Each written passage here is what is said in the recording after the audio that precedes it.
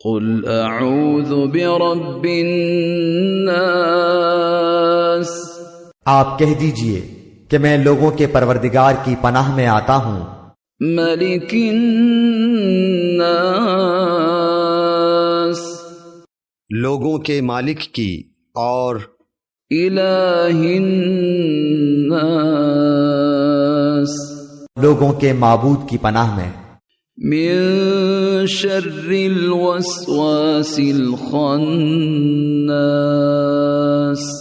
وسوسہ ڈالنے والے پیچھے ہٹ جانے والے کے شر سے، الذی یوسوس فی صدور الناس، جو لوگوں کے سینوں میں وسوسہ ڈالتا ہے، من الجنۃ والناس، خواہ وہ جن میں سے ہو یا انسان میں سے۔